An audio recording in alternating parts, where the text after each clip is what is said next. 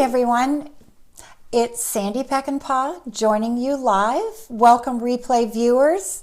I am so looking forward to this broadcast because this is something that is very near and dear to my heart.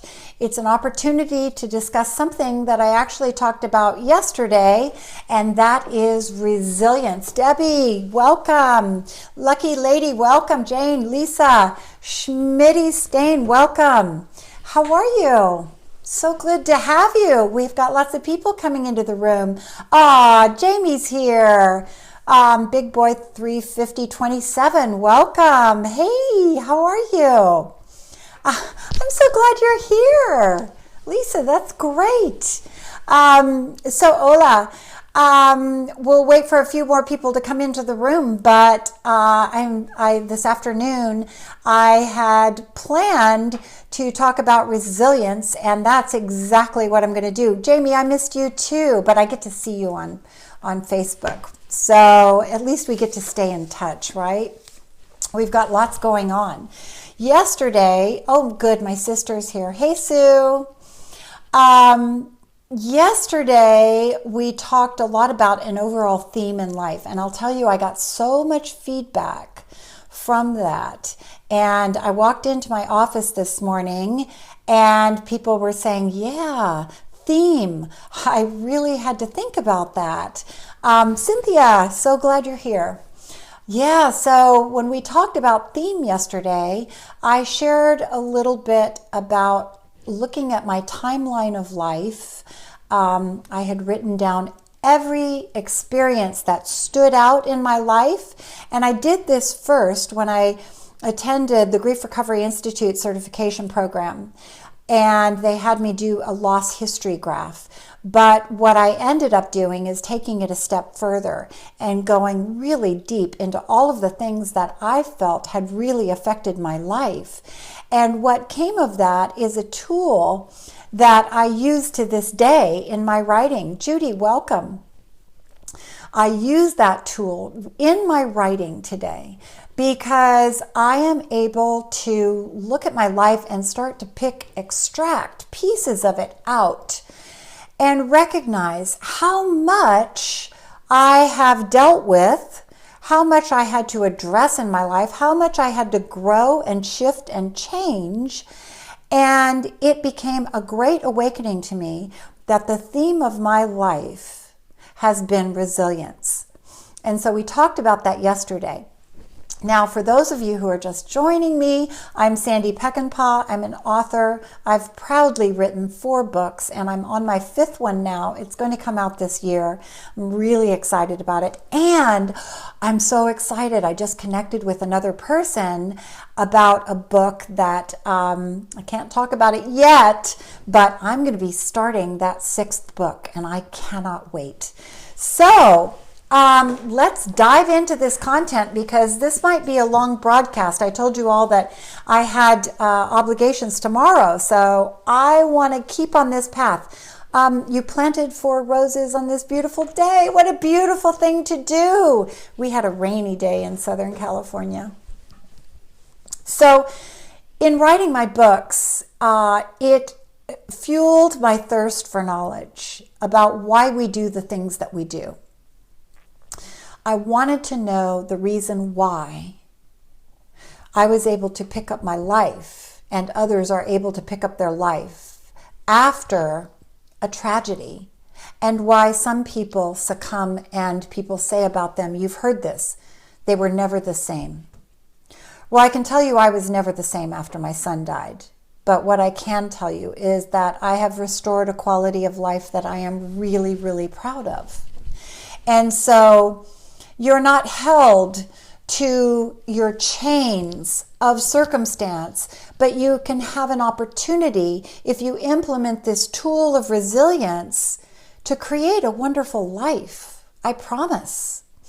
So when I started researching the ability to bounce back, the ability to overcome, resilience is the word that kept coming up over and over again.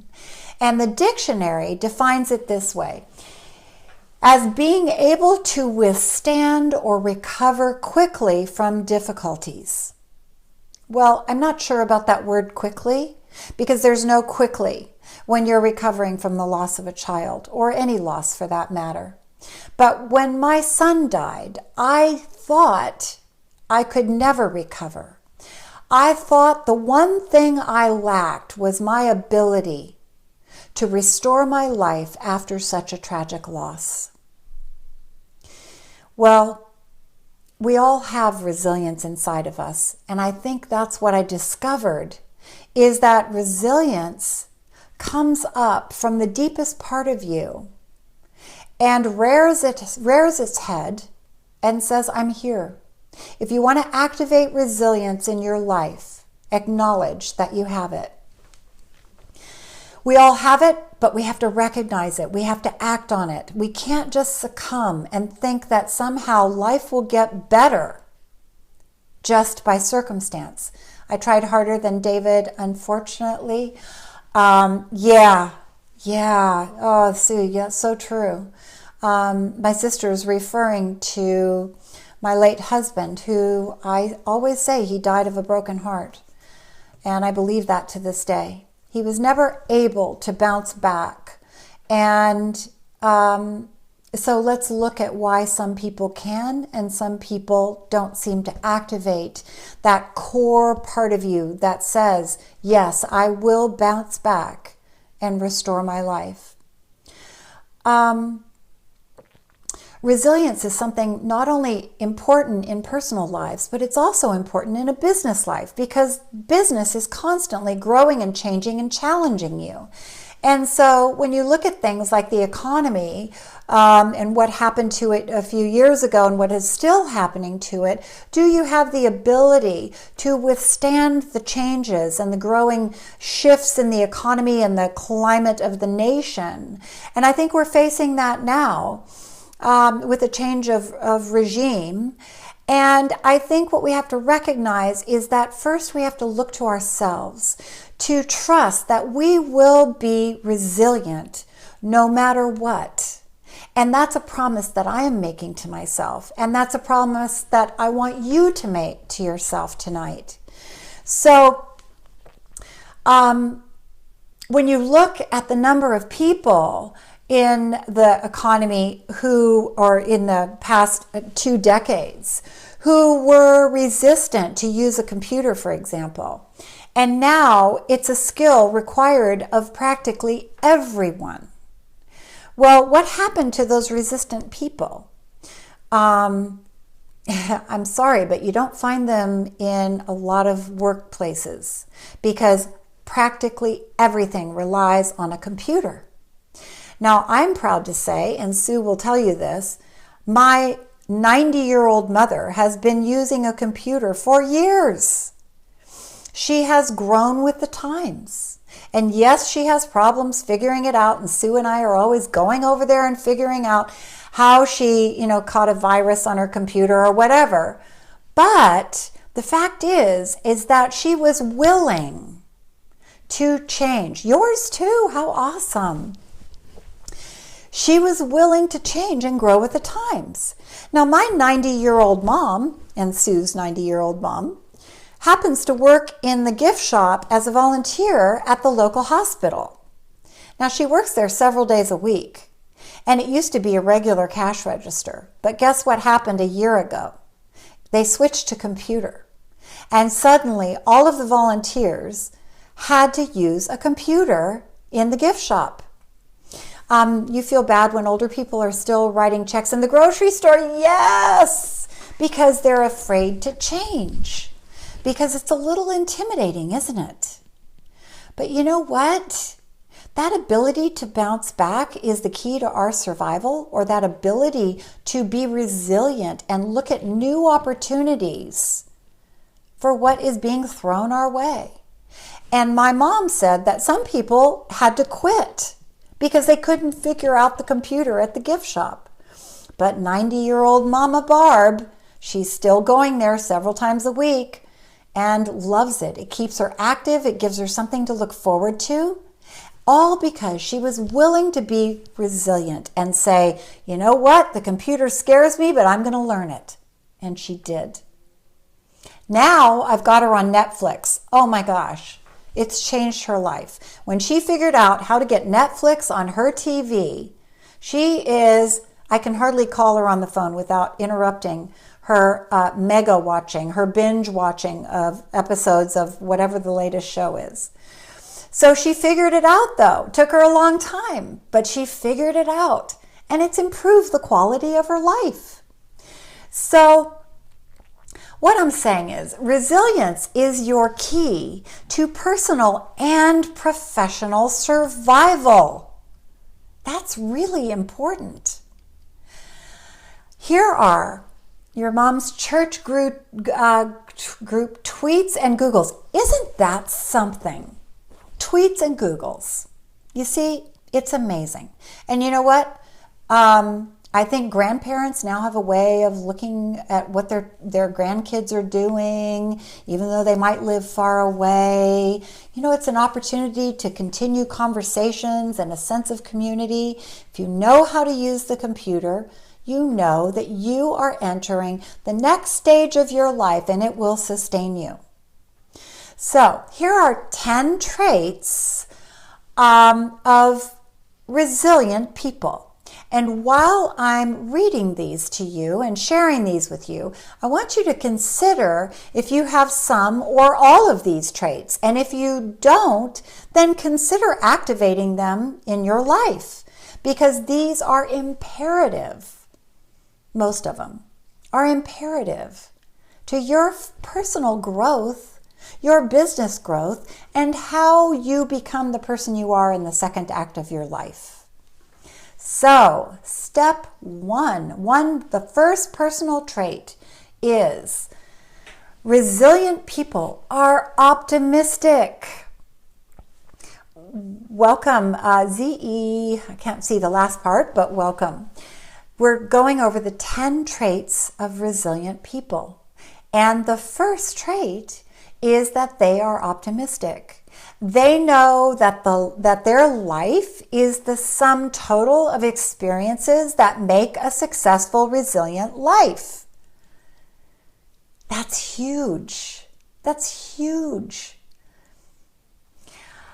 The concept of optimism is that the past and the present and the future all contribute to everything being as it should be. Because when you look at life, how it connects, how one thing leads you to another, how one step leads you to another, the failures are as important as the successes. And you can look at those moments and say, okay, that caused me to take the next step in my life. Now, the failures also can help you awaken new and better ideas. And you have the opportunity to rethink new pathways to success and happiness. This is so key, that optimistic button that you push the reset button. When you're faced with a challenge and you say, am I resilient enough to bounce back from this crisis? You push the reset button and you say, yes, I am the sum total of all of the experiences in my life, and without them, I would not be who I am today. Some of them aren't so great. Like when I lost my child, I would give anything to have my son back. But some of them are steps that you can take to become a better human being. And guess what? Even loss gave me gifts that I never imagined. Number 2 of the traits of resilient people. All right, now this is a big one, ladies. They look great most of the time. Yeah.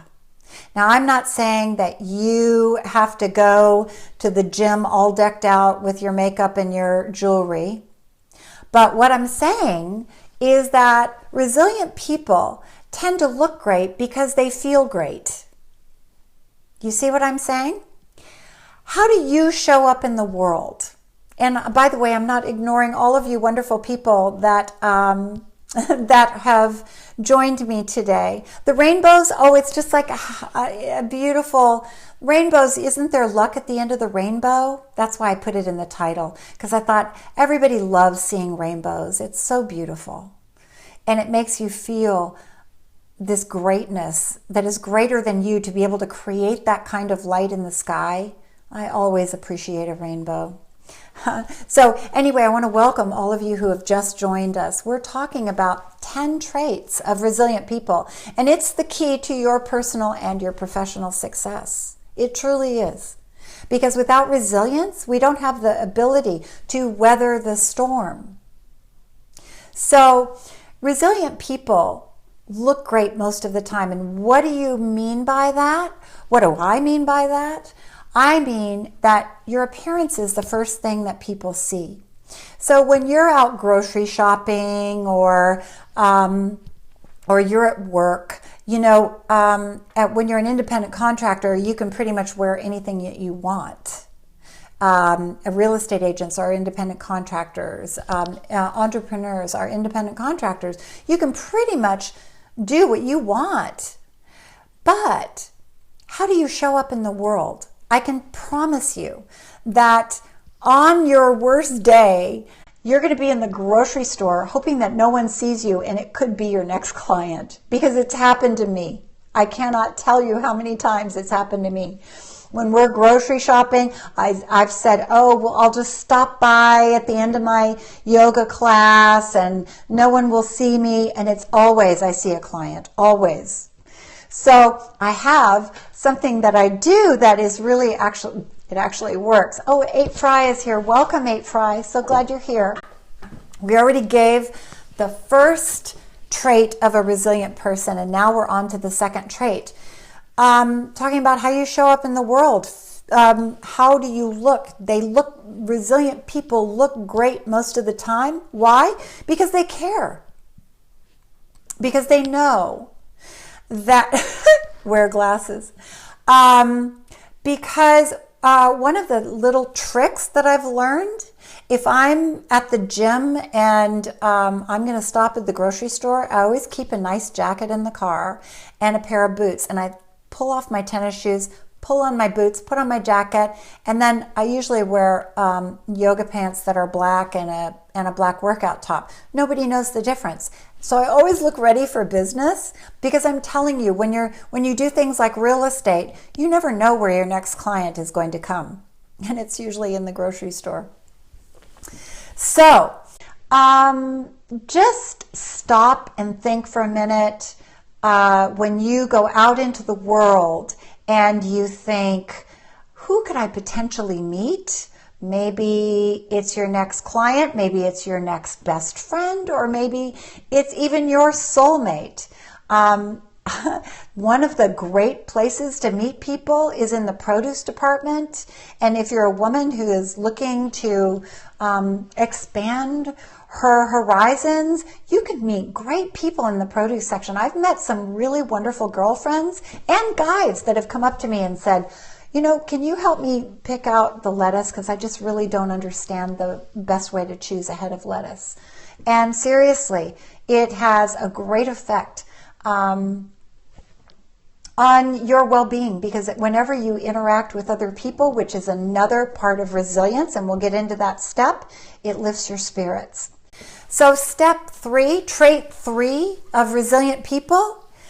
Resilient people take steps to break the pattern of worry and fear from their lives. You ask any successful person if they were afraid on going to the next level. You may meet a lifelong friend. Yes, it's so true, 8 Fry.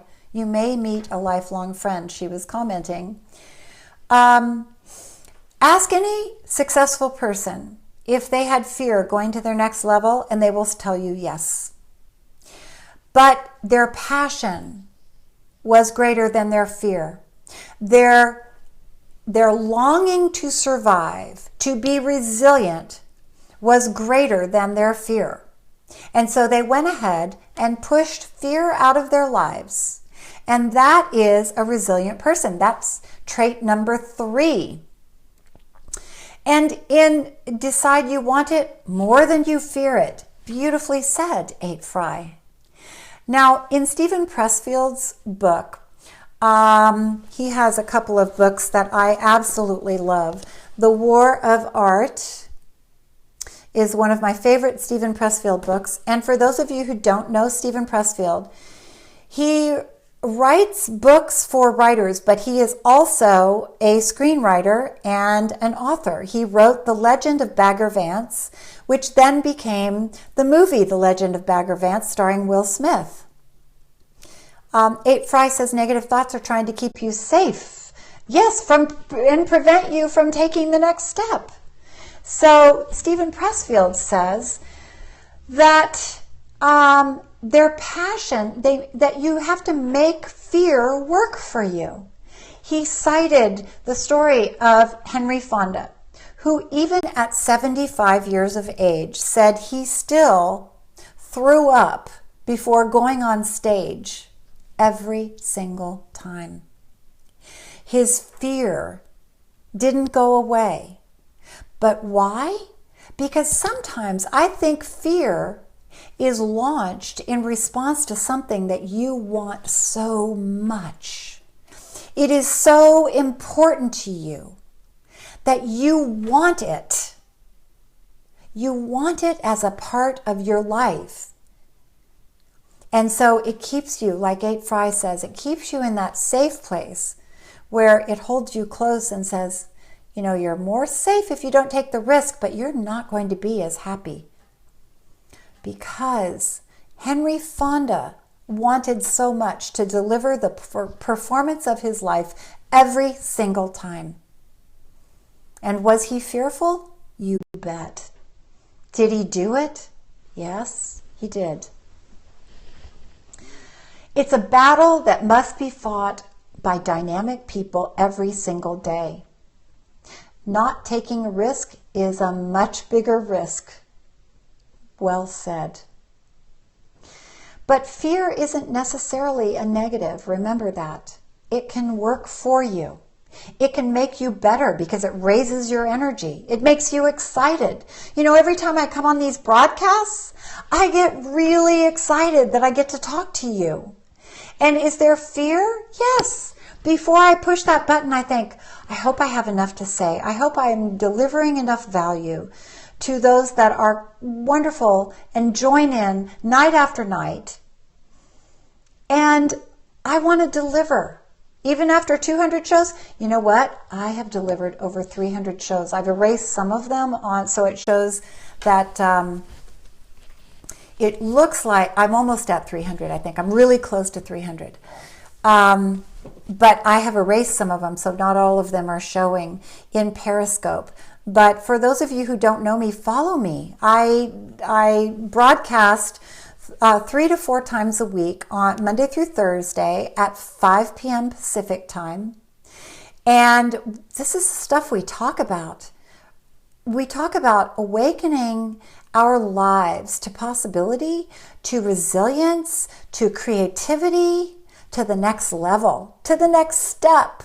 There's so much more. We're not meant to stay small. We're meant to live life to the fullest, to have the greatest relationships we can possibly have, to have the best business success we can possibly have, to have a wonderful life, because that's why we're on this planet.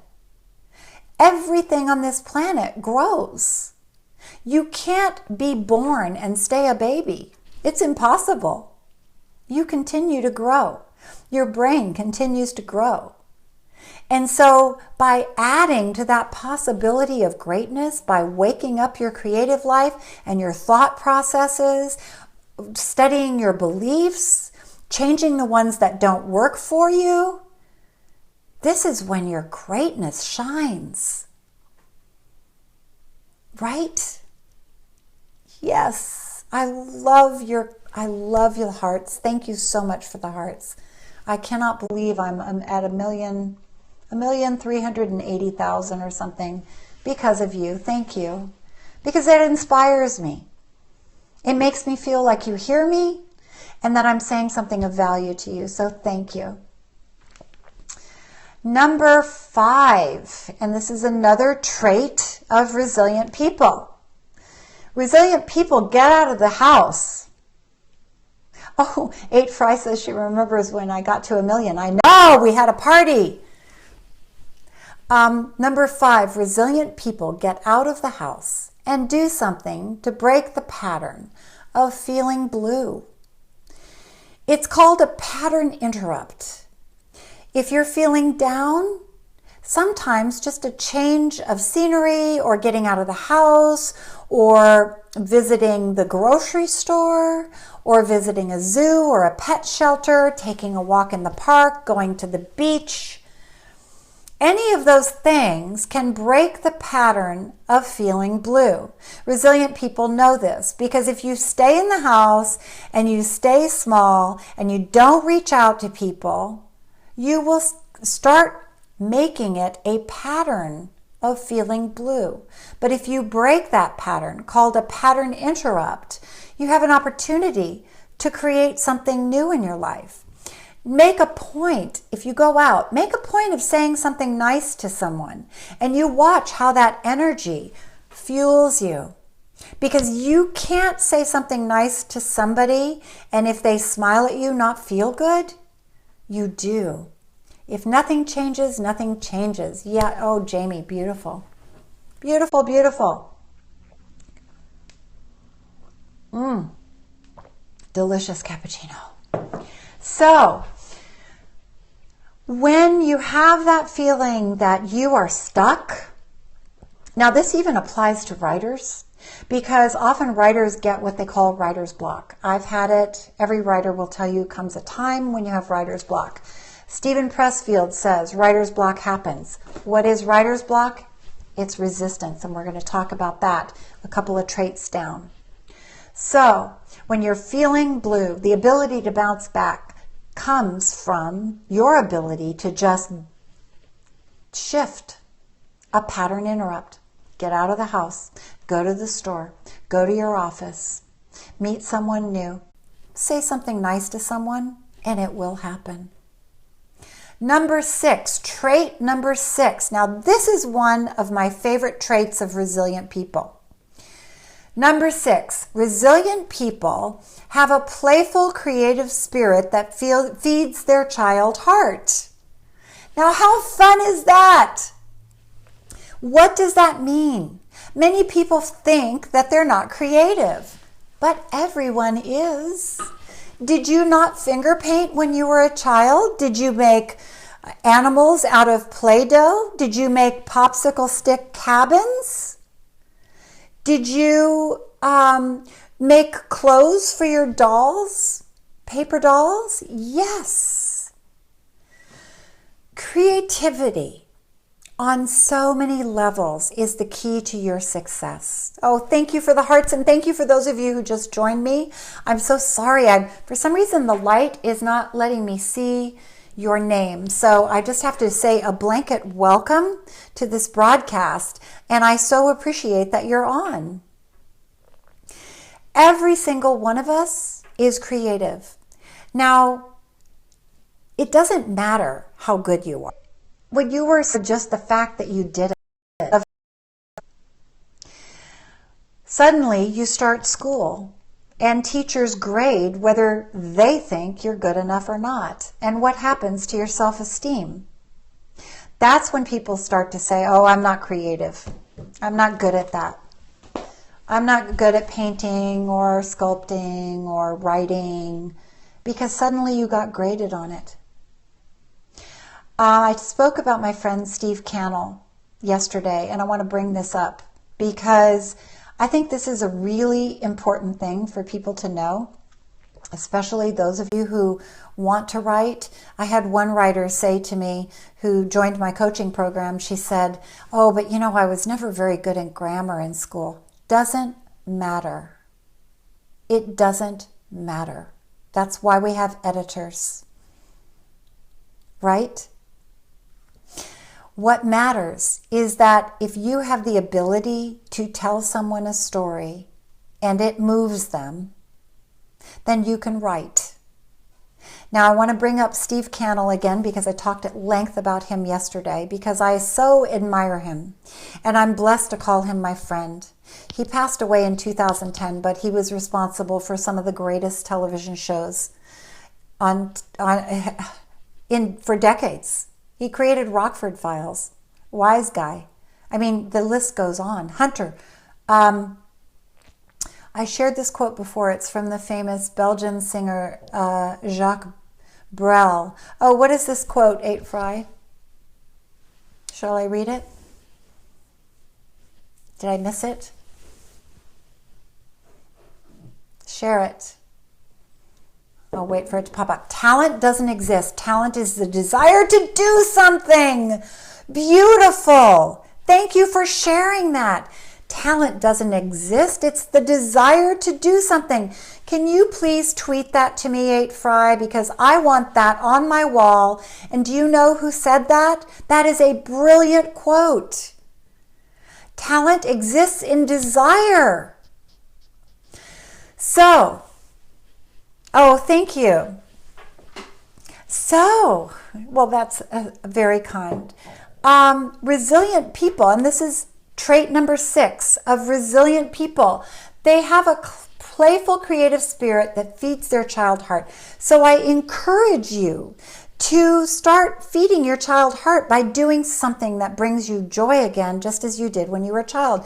And maybe you've graduated to taking photos with the iPhone. Well, I can tell you that the iPhone has made beautiful photographers out of all of us.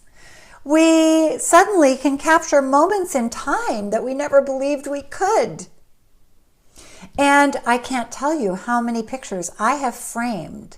I've blown up, I've sent the file to Costco and framed and made beautiful photographs for my home and my office. It's an opportunity for us to really look at a creative outlet if you haven't already. So try picking up a painting class, try a photography class.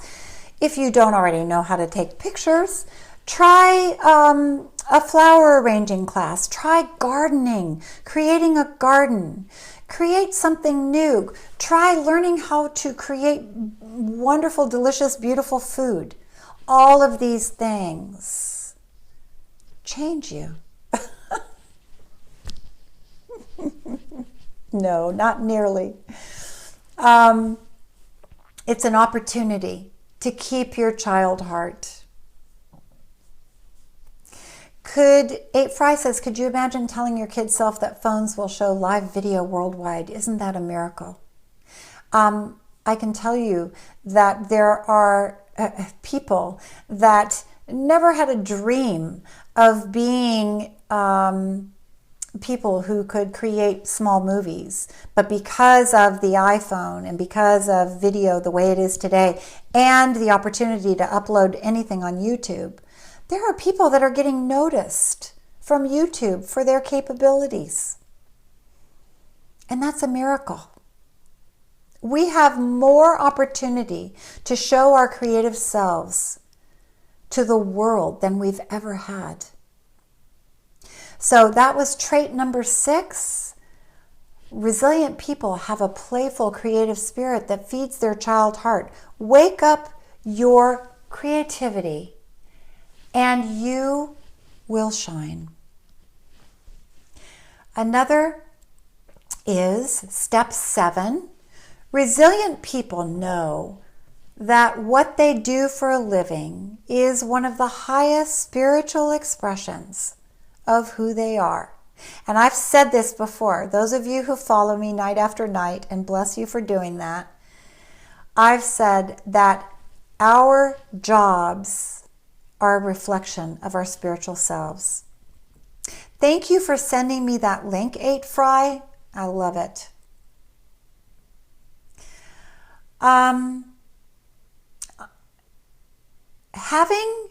Knowing that that our spiritual expression is very much in our jobs. It's a huge responsibility because we have to project our highest selves and we have to bring our integrity into our job. It creates a resilient life in your business because people with integrity continue on and they grow and they shift and they change. Resilient people also like what they do for a living. And most of the time, they're highly successful. Here's an example of how resilience worked in my business. As a real estate agent, when the real estate market was good, I was saying, oh my gosh, look at me. I'm so amazed at how great my work is, and that I could not be happier with my income, my ability to connect with people. I was winning awards. And then what happened? When the market died, did I become any less of a real estate agent? No. I had to become a resilient real estate agent. I couldn't blame it on the economy. I had to figure out a way to diversify. And that's why this is a trait of resilient people. That resilient people in the workplace learn how to grow and shift and change with the times. And so they can weather the storms and figure out new ways of doing something. I had to change the story I was telling myself. I had to learn new skills. I didn't know anything about foreclosures. I didn't know anything about short sales. But in order to survive and to grow and to shift and change, I had to learn. Did I want to? Not necessarily. It was scary. You can become the hero of your own life story. Well said. We're living this life for ourselves. But we're also living it because we, as human beings, connect with other people. That's our nature. We have to present our highest selves in order to stay connected to other people. Otherwise, we stay small. I had to learn how to be a good agent in spite of the market, in spite of the numbers, because I had committed to it as my work. I had 3 children to raise. I had to diversify. So that's another trait of resilient people. Step 7 is that resilient people know what they do for a living is one of the highest spiritual expressions of who they are in all levels, in how they connect with themselves, with other people, with their higher power. Now, we're almost there. I know this is a long one tonight, but remember, I'm not going to be here tomorrow, so as I usually am. So I want to get all of this in. Now, step 8, trait number 8. Resilient people have learned that resistance is a force of nature and fight hard to keep it out of their kingdom or queendom. This is another thing that Stephen Pressfield talks about.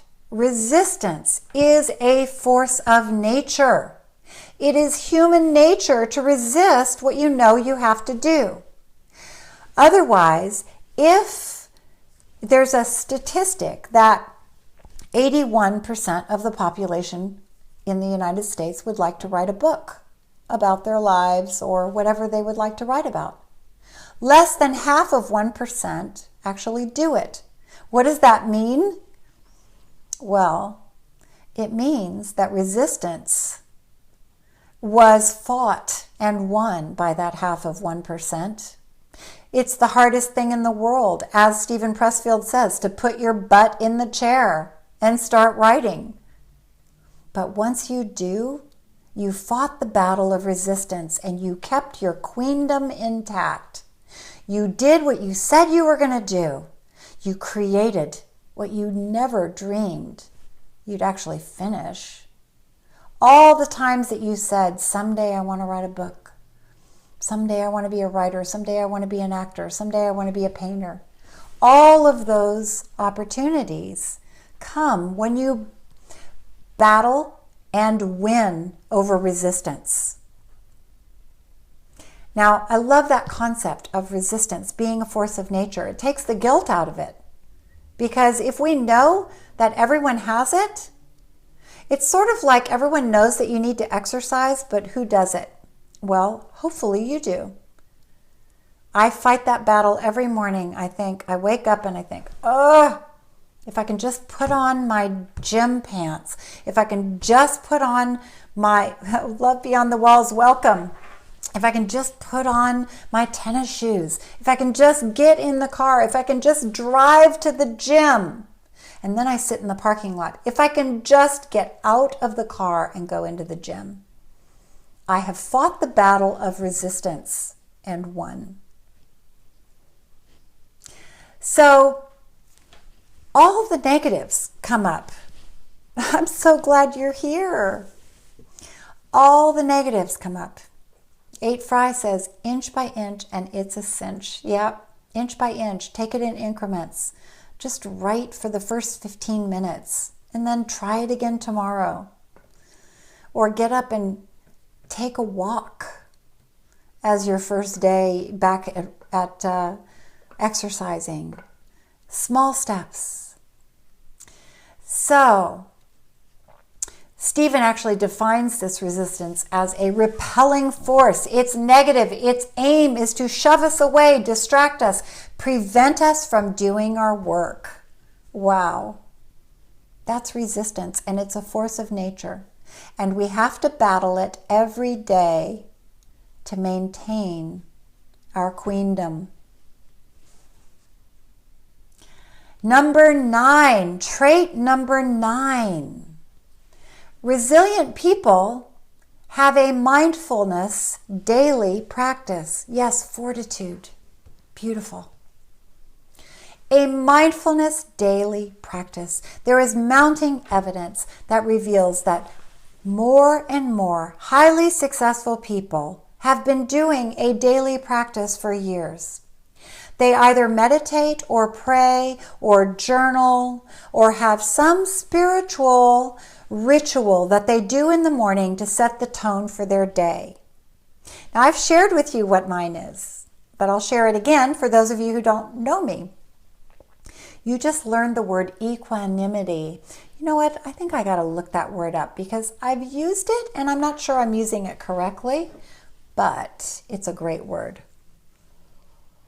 And that's a good cappuccino. I love my Nespresso machine, by the way. My husband bought it for me in 2010 or 2011, and I have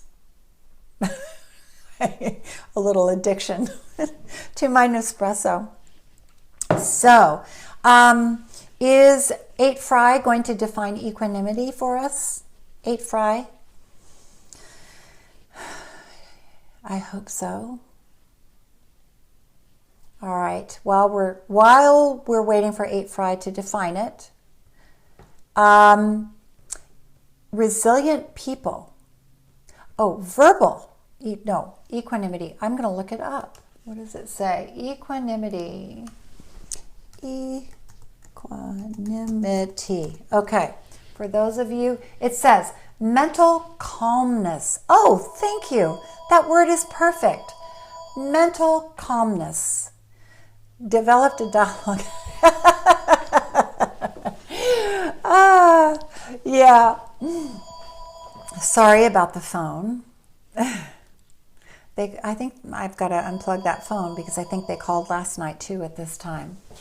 Mental calmness, composure, evenness, especially in difficult situations. Well, 8 Fry, you know what? That is a perfect word for us today. Thank you. Yes, a mindfulness daily practice. Equanimity. It's proven that increased emotional well-being improves focus, enhances creativity, lowers stress, encourages better sleep habits, and revitalizes health. Now, wouldn't you trade 15 minutes of your day to have all of those benefits? That is worth it, I promise. Step 10. And this is the last one.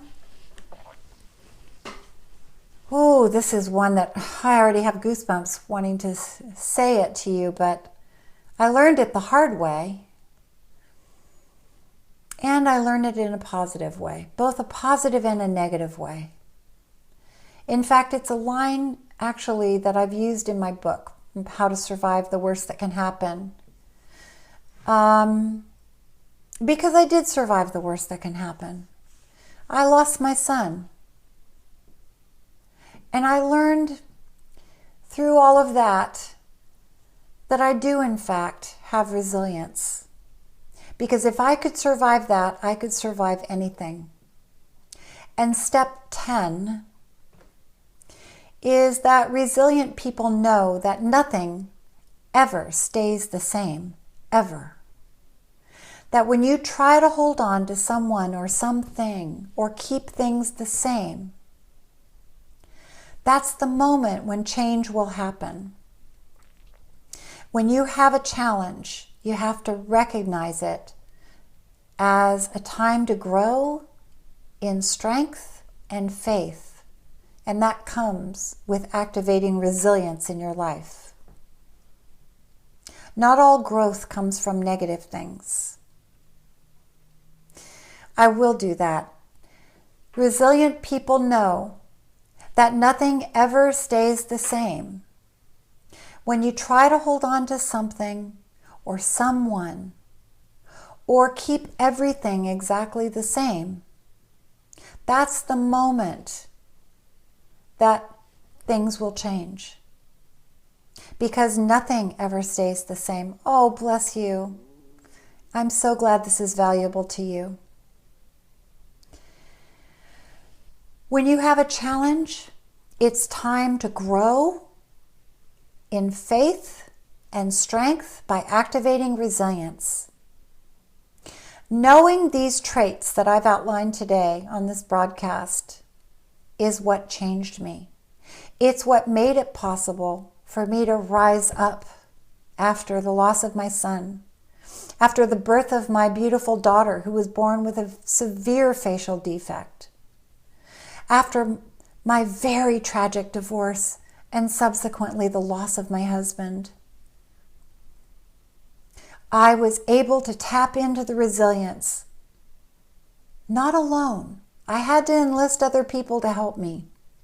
I didn't do this alone. No one does their life alone. I am not crediting myself. I am crediting those who loved me and surrounded me. I'm crediting my ability to research and read, because when I felt alone, I knew there was a book that could help me. When I felt alone, I could pick up the phone and say, I need help. Will you be with me? When I thought I couldn't survive, I looked for the people who had done it before me. And I thought, well, if they can do it, I can do it. If I can do it, you can do it. I know there are people on this broadcast, because I know who you are, who have survived as much as I have. And I am so proud of you. Because a lot of people, you hear it all the time, they were never the same. If you know that you have resilience inside of you, and everybody does, you have the key to unlocking a future. True survivors, that's right. I knew that if I could implement these attributes, that I could reclaim my life. I could develop a plan and a system for resurrecting my life. And I had to look at each tragedy and challenge as just that, a stepping stone to my next level in life. As I declared my resilience, I knew I had a choice. I could go on and stay in despair, or I could learn to use that tragedy as the road to triumph. It's your choice. You get to decide how you want the next act to end. So for those of you who have joined me tonight, I'm so proud of you for hanging in there with me on this broadcast. I hope it made a difference in your life. I hope that you start looking at all that you've survived and congratulate yourself. You did it. You did what other people can't always do. I want you to look at yourself and put a crown on that head and say, I did it. I am queen of my life. Because you are. For those of you who would like to read more of my blogs or would like to listen to other broadcasts, hit the Perry guy down there and then it'll pop up and you can click follow me. I would love that. You can send me a message on Twitter. I'm at Sandy Peckinpah on Twitter, and then I can connect with you there. You can also go to my website, sandypeckinpah.com. I have lots of free stuff on my website, sandypeckinpah.com. You can take a screenshot of it if you forget how to spell my name. And yeah, you can either send me a tweet or a direct message, which is private. Because I love this. I love waking up your creative life and the thought processes that you have. Okay, great. Great, great, great. I'm so glad. So join me again. Now, tomorrow, remember, I have an appointment, so I can't be here. But I'll be back next week, Monday through Thursday, 5 p.m. Pacific. I always post on Twitter and in my live stream group. I think you have to follow each other to send a private message. Oh, okay, I didn't know that. If you join my live stream group on Facebook, it's Live Stream with Sandy Peckinpah. Now, I always post what I'm going to talk about that day and whether I'm broadcasting. And pretty much I rarely miss. This has been a hard month though, because my business partner is out of town, and so I'm having to really pick up the slack. But that way you get notifications and you can see what I'm broadcasting about, and if it sounds interesting and you want to join in, you know I love it. All right, well, thank you so much for joining me, and I just appreciate all of your input. You are the best.